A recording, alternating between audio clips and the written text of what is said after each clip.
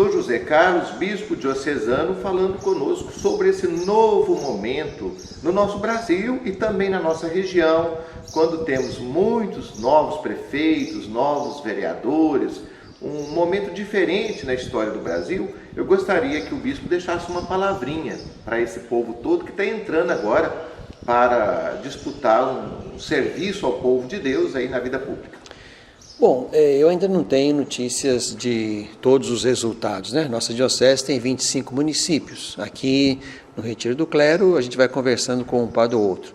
Diante do cenário já conhecido por mim, a partir desses poucos contatos, eu pude perceber assim, primeiro que nós nos encontramos diante de perplexidades e de novas esperanças.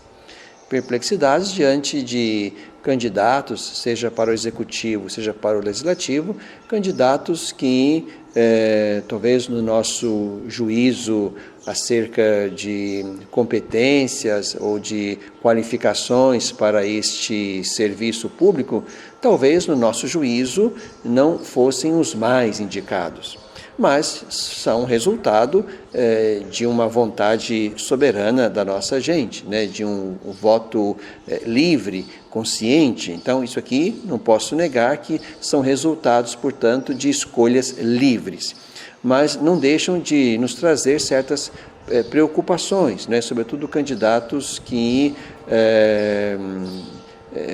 digamos assim, não fizeram ainda nenhum tipo de experiência política em outros cargos e já chegaram logo para o executivo municipal, ou candidatos que, mesmo tendo mandatos anteriores, né, tiveram dificuldades ou tiveram problemas que poderiam nos fazer pensar que não seriam reeleitos, né? Sabemos também, infelizmente, né, de campanhas que não foram assumidas com muita lisura ou com muita transparência, enfim, temos de tudo no nosso cenário pós-eleições. O mais importante agora, acredito, não é olhar para trás, nem tentar invalidar este ou aquele eleito, mas se trata agora de olhar para frente e tentar criar com eles, né, um caminho de proximidade, de diálogo, de parceria. Nós pensamos que nesse momento em que vivemos, sobretudo o nosso país, seria importante nós sinalizarmos para os candidatos que foram eleitos para o Executivo e o Legislativo algumas questões e situações que nós julgamos importantes. A primeira, precisam ser governantes municipais, legisladores municipais, profundamente preocupados com a vida de todos, particularmente com a vida dos mais pobres, dos mais vulneráveis. Precisamos aprender a fazer política, não começando dos centros, como tradicionalmente se fez, onde as coisas aparecem, mas políticas que comecem da periferia, comecem das beiradas, portanto, dos mais pobres, dos menos assistidos historicamente. Precisamos, então, de políticos comprometidos com a vida desde o ventre até a morte natural, e sem titubearem na decisão acerca da defesa desta vida nas suas muitas expressões. Isso seria um elemento importante, né? Precisamos de políticos que de fato estejam atentos à vida, sobretudo à vida dos mais pobres e dos mais vulneráveis.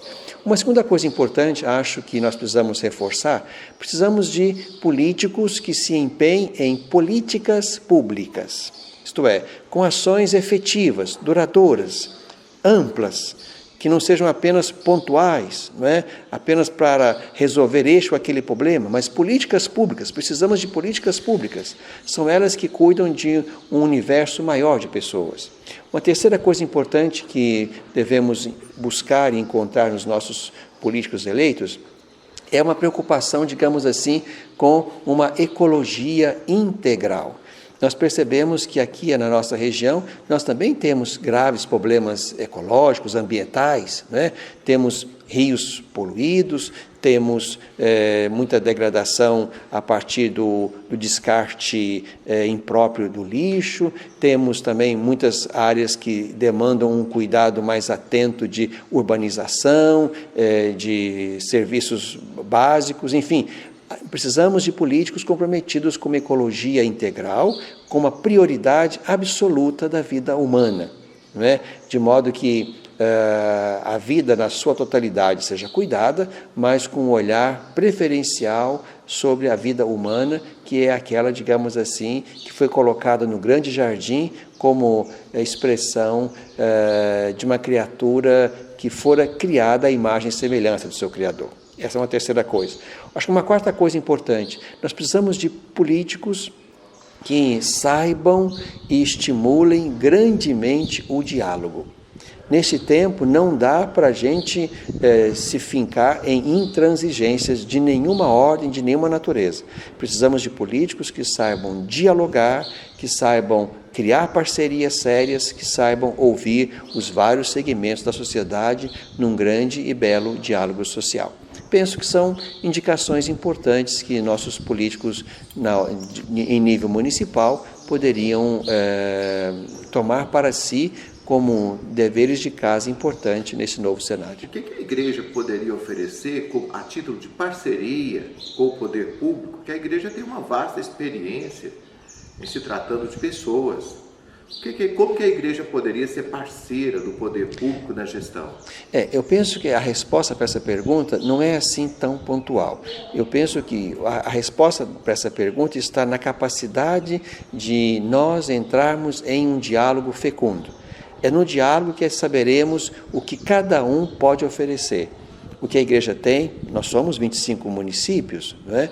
Nós somos em torno de 800 mil pessoas nesse universo diocesano, né? Então nós temos muitas realidades sociais, políticas, ambientais diferenciadas. Então, eu penso que o que a igreja pode oferecer vai depender muito de cada região, de cada cidade.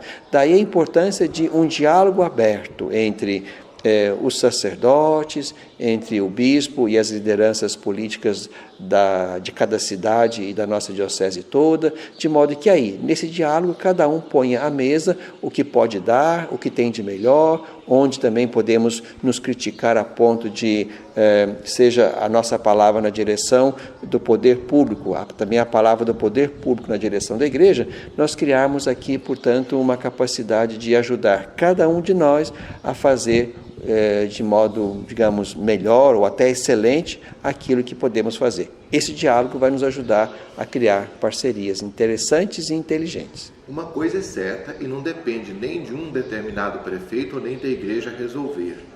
A cesta básica nunca esteve tão cara quanto hoje. A pobreza aumentou. A dificuldade das pessoas aumentou. Como contornar isso nesse novo cenário? Bom, primeiro, acho que a primeira coisa que o gestor público, né, precisa ter consciência é de que há uma grande parcela da população das cidades aí neste lugar, aí neste patamar de pobreza ou de desemprego ou de grandes dificuldades na manutenção da vida e do cuidado familiar. Primeiro, precisamos dessa sensibilidade. Não dá para fazer política a partir simplesmente dos grandes. É preciso pensar a organização das cidades a partir também dos pequenos, primeiro que são a grande maioria. E depois, o gestor público precisa estar atento, sobretudo a estes, que dependem de decisões políticas, de políticas públicas, de decisões dos gestores em vista de mudar esse cenário. Depois, acho que uma coisa importante é a gente não delegar esse cuidado a este ou aquele grupo. Bom, se nós temos uma sociedade, né, profundamente abalada, empobrecida depois da pandemia, né, muita gente desempregada, muita gente que, digamos assim, não está no ponto de equilíbrio, a ponto de lidar com as dificuldades oriundas desse tempo. Então, nós temos que criar uma sensibilidade coletiva, uma solidariedade coletiva, de modo que as igrejas, o poder público, as ONGs, a sociedade organizada possa, de fato, cada uma do seu jeito e segundo os seus critérios, estar atentas a estas grandes dificuldades que estão aparecendo. Quando a CNBB propõe esse pacto pela vida, né, onde o que se quer é exatamente ajudar-nos no exercício cotidiano, permanente da solidariedade, o que a CNBB quer é isso, é propor para a sociedade brasileira um grande momento de experiência de solidariedade, de cuidado, de atenção, de modo que os vários grupos sociais estejam atentos. Porque isso é verdade, Padre Gabriel, o nosso povo é muito solidário. É preciso que haja iniciativas de solidariedade que sejam levadas a sério, cumpridas seriamente, né, sejam prestadas contas de como isso foi feito, que o nosso povo é muito bom. Nós precisamos de organismos religiosos ou não que se disponham a organizar a assistência. A gente sabe que a cesta básica pode ser um item pequeno, mas nós comemos todos os dias e é preciso começar por aí, de modo que depois avancemos para políticas maiores, de emprego, de inclusão, enfim, de cuidado social maior. Muito obrigado, senhor Bispo. Então, um grande abraço a você e que Deus ajude muito cada um dos prefeitos eleitos, as câmaras municipais também, que foram muitas renovadas em grande proporção, que cada vereador, cada vereadora tome para si esse cuidado bonito e importante de estar sempre atentos às grandes necessidades das nossas cidades neste tempo de pandemia e pós-pandemia.